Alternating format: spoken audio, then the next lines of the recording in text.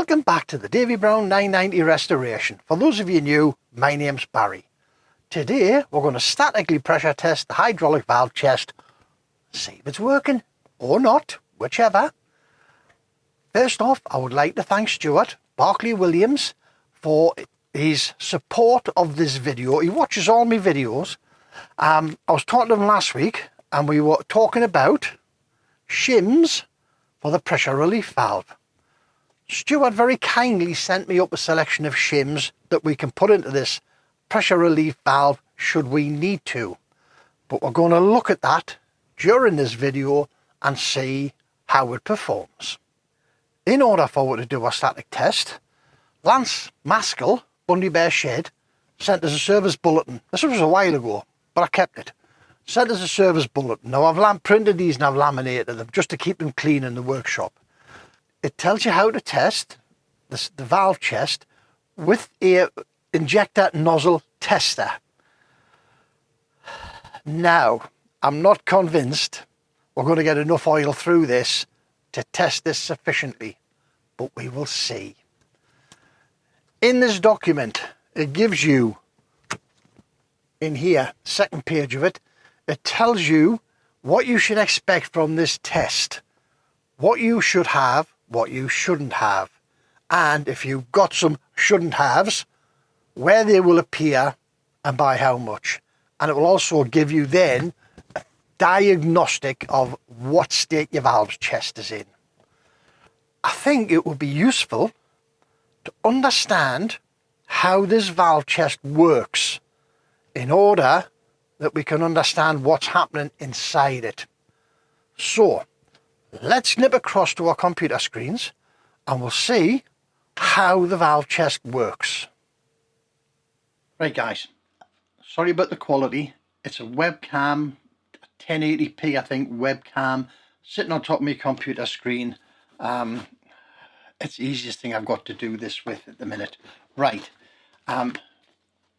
information's coming from the service bulletin. As you can see from my diagram here, I've labelled this up where I've labelled this up in keeping with the same information that's on this diagram. Lance Maskell sent me these. They're on Lance's website on Bundy Bear Shed. They'll also be on my G drive. I'll put links below to both sources so you can download them and have a look. Right guys, so what we're going to be doing, we're going to be injecting oil through this point here, and we're going to be looking for leakages at A, B, C and D. We're also going to look at the role that this spool valve plays in here. In my infinite wisdom, I always had it in my head, as in most spool valves, that this spool valve controlled the flow of oil to the implements, to the lift cylinder, to your loaders if you had loaders on, whatever. It couldn't be further from the truth. The spool valve simply controls the pressure of oil on the back side of the valves. It's the oil pressure themselves that opens the valves and allows things to happen. So let's have a look and see what happens. If we inject oil through into this area here, the oil will flow up through the middle of this valve spool, which has a small hole drilled in it. There is a 1/8 diameter ball bearing sits in the bottom here. At this position here we have a 3-holed steel plate that allows the oil to pass but gives the spring a seat to sit on and create the pressure to shut the spool in the seat here under normal operating circumstances. So the oil will flow through here along the duct past the hold relief or pressure relief valve through to the spool to here. If the spool is in the non-operating position, which means there's nothing touching the bottom of the spool, this is sitting down, these in normal circumstances, these nuts will be resting on the top of your valve chest and the valve will be in its closed position. The land that is on the spool here closes off this port. This allows this pressure line to come up to the same pressure as this oil in this area here. The pressure neutralizes. This spring has then got enough force to force down the plunger into the seat. So the first thing we're going to do is pump this up, hopefully to 2000 psi. So this will be 2000, oil in here will be 2000, all the way down to here should be 2000. There should not be any leakage at point C, because if this leaks in any way here, the oil will come down into the bottom, come through the center of the spool and out through point C at the back. You will achieve some pressure in here, but not for long and not much. So let's assume this is closed. This pressurizes. This spring has sufficient pressure to push the plunger back into the seat here, and we should not have any oil coming out of point A. Now point A is where your needle valve is on the valve chest. So again, assuming this is sealed, no leakage here, no leakage here, we should also then be able to see, does our non-return valve seat? And if our non-return valve is sealing correctly, we should not have any leakage at point B. Now point B, funny enough, is the port at which the oil is received into the valve chest from the pump. But we shouldn't have any feedback coming out of there because it should not be able to pass this position here. Now, assuming all that's correct, if we then can get this up to 2000 psi and we don't have any leakage here, we don't have any leakage here, and we don't have any leakage here, or we have a small acceptable amount of leakage, is what is said in the service bulletin. However, we need to get this up to, this oil in this system here, up to 2500 psi, because this pressure relief valve should lift at 2500. So in here we've got our seat. You can hardly see it on this diagram, but there's a needle in there and there's a spring in there. Between your seat and this cap screw are sets of shims. Very small set of shims. I think it's 3, 7, 10, 15 values that they come in. If you need to reduce your pressure, which if this is lifting at 2700 for instance, you would insert shims into this area, because the shims control how far this cap screw screws down, because it screws down till it hits the shims and hits the seat. Therefore, if you increase the number of shims in here, you reduce the pressure on the spring. Now, my seat in my valve chest has got two 15 thou shims in it at the moment. When we go to test it, we will see if we get any weepage past here. I've had a look online and I can't find any definitive information that if I put X value shim in or remove X value shim, it will increase or decrease the pressure by a set pound psi. I can't find that anywhere. I think it's a suck it and see job.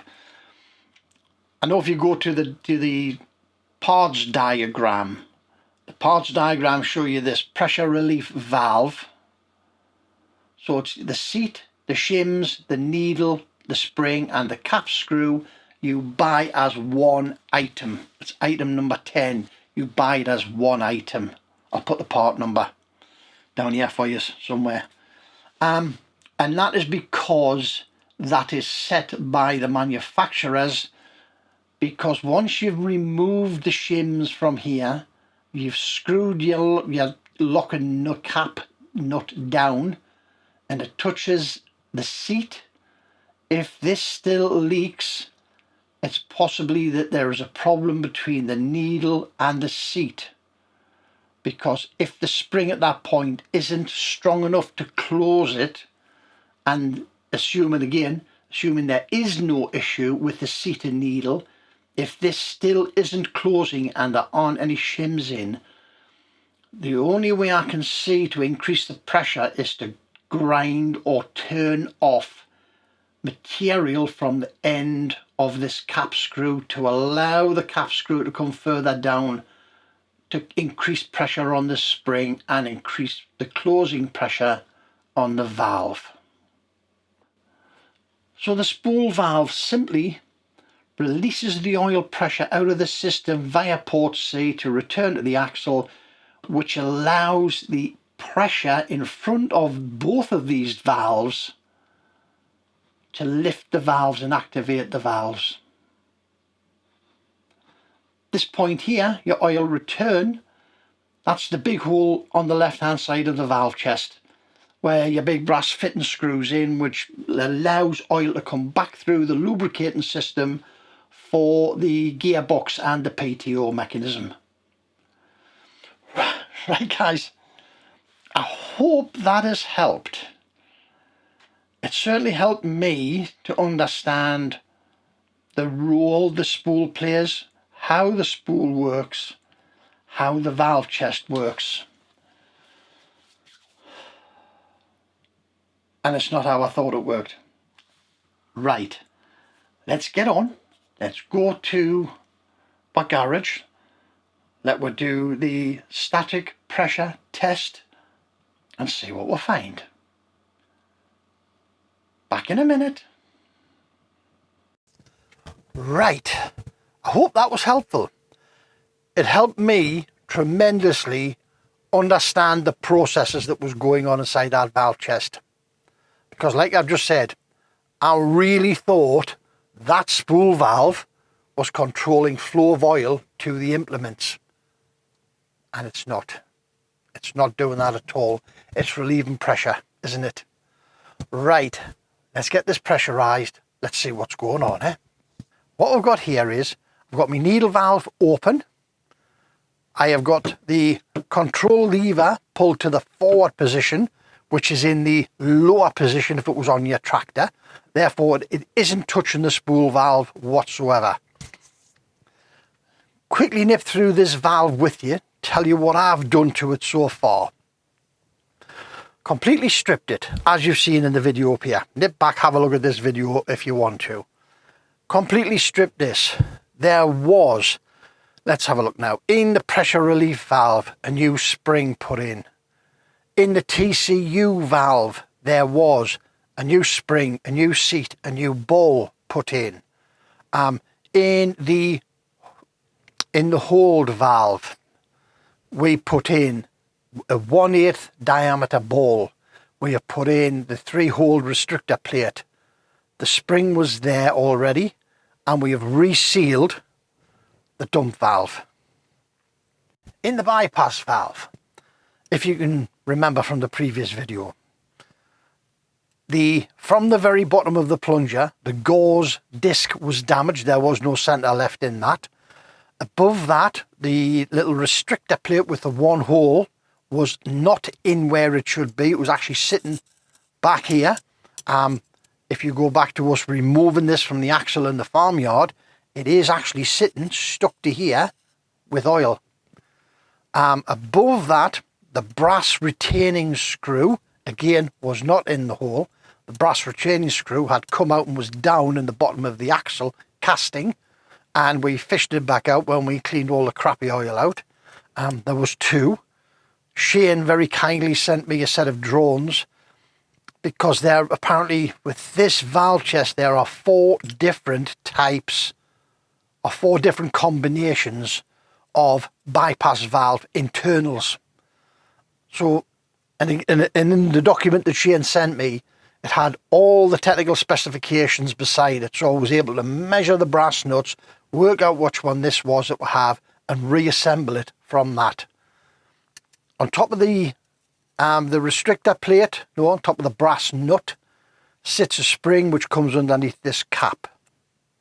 This dump valve replaces the cap on this side. Now, so Front end.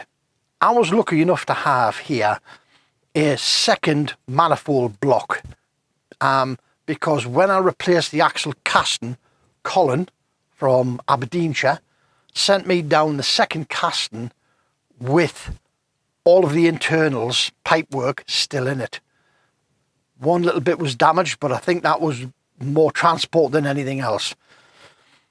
However, as I say, Colin sent me this down. This is the original one out of my tractor. The one that came down with Colin's axle is in the axle. We were then able to cut off both pipes from this block, drill 11.8 into both holes, a nice big generous lead-in or chamfer, and then tap the hole, as I'm looking on it, the hole on the right, which is the output of this pump to the implement, to the hydraulic lift cylinder.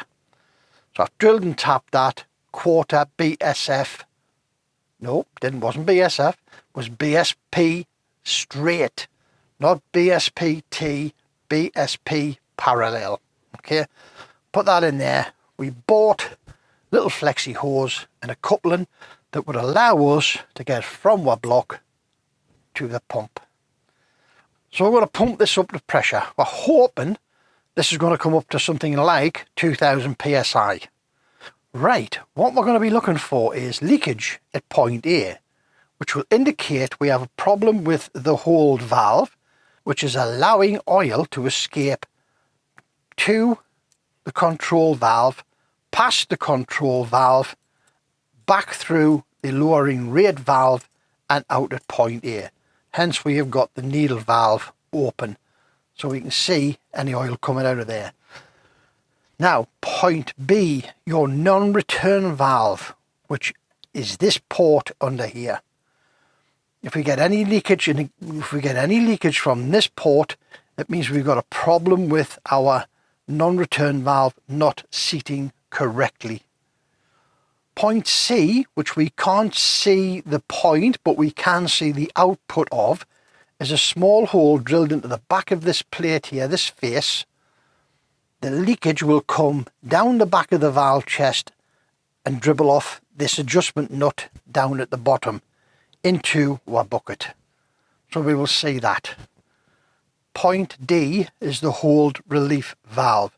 There shouldn't be any oil coming out of here, out of this hole in the centre, until our gauge hits 2500. You can adjust the pressure of this valve's opening. As we've seen in the drawing, there are shims inside here. If we remove the shims, that screw can go further down into the valve chest, sitting down on top of that seat with the needle, thus increasing the spring pressure.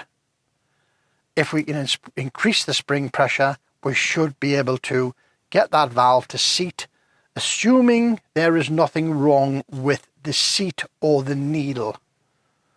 Okay, let's now pump this up and we'll see what happens. Fingers crossed there.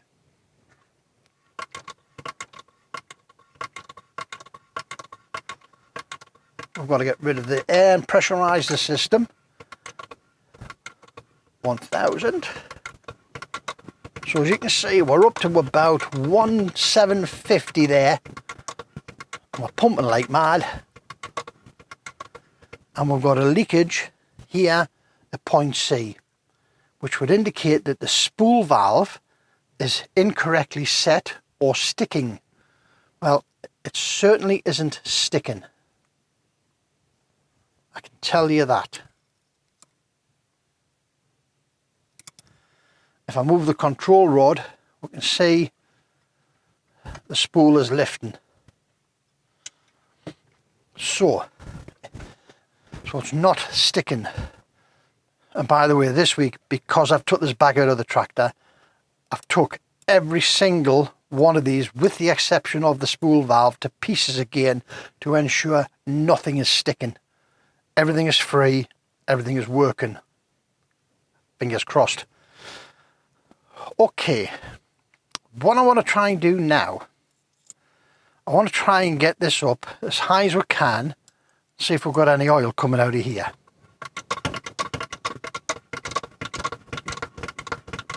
That's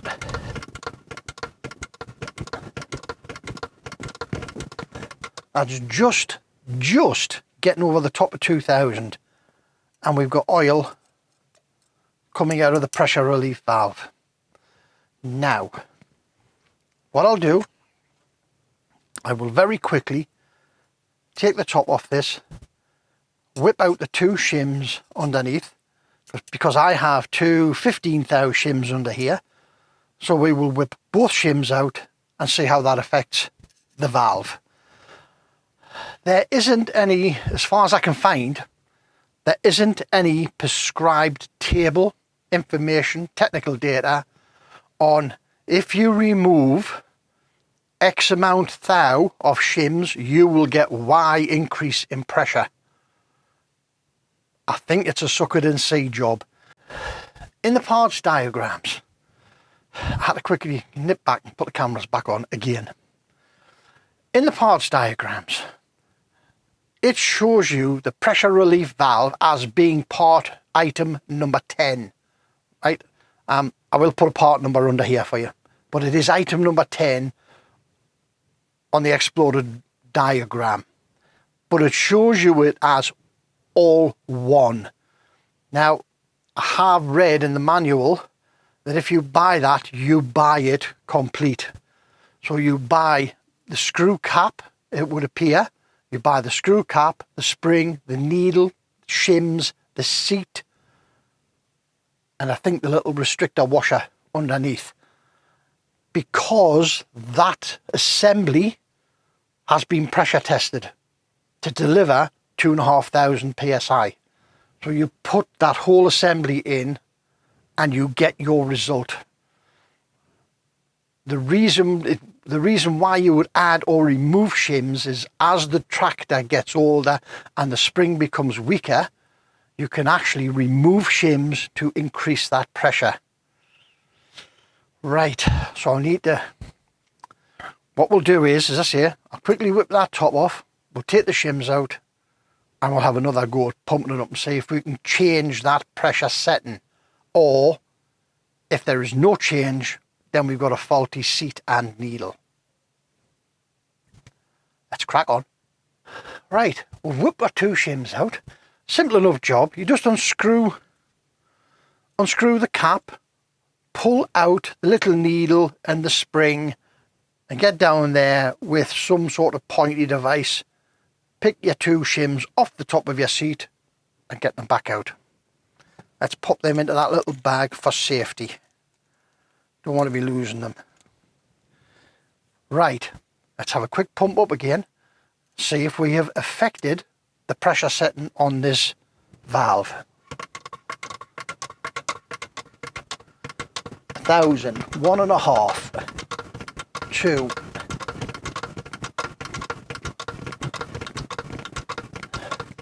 Nope, we haven't.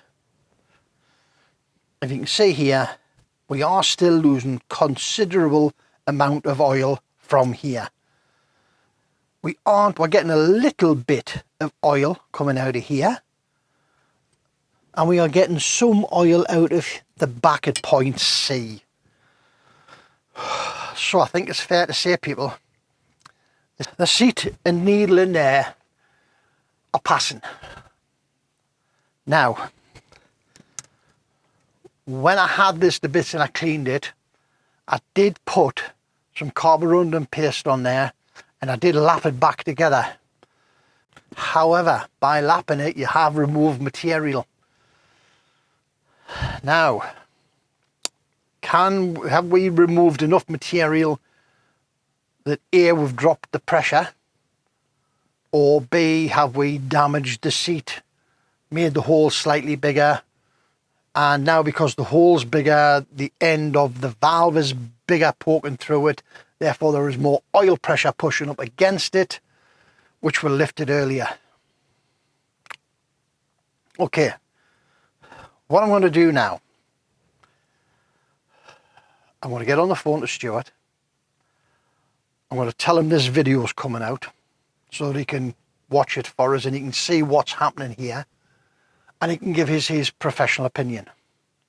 Now, it might be that I can buy a PRV at a reasonable rate. I might be able to actually buy a needle and seat off him, considering that he breaks tractors. I might be able to get a needle and seat off him. If not, I might have to buy a new complete PRV.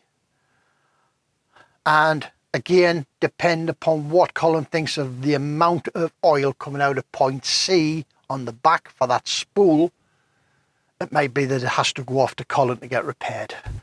Colin did say he has sleeves and spools in store. However, there's a process that sleeve has to be driven out. The new sleeve has to be driven back in with some form of compound on it. It's a bit like Loctite, but it isn't Loctite. But it's got to be driven in and then baked in an oven for a couple of hours to set that paste off. The spool itself then has to be tweaked to fit the sleeve to within microns, okay, to within microns, and then set back up. Now, it might be whatever price Stuart comes back to me with for the repair to that valve is probably going to be worth it, because it may well be that it's either we pay the money, get this put right, or we suffer a hydraulic system that doesn't really work effectively or efficiently for the rest of the life of this tractor. Because Stuart did say to us, he says, if your spool is bypassing, what you get is the nodding up and down of the load on the lift arms at the back. Because he says, as the tractor gets to its position and stops lifting, as soon as it stops lifting, it begins to drop. The tractor senses that it's dropping and then lifts again. So you get this constantly happening. I just think when we're this far into it, we might as well have it put right, eh? Right, so, as I say, that's it for today, guys. Thank you very much. I think we have now learned an awful lot about our control valve.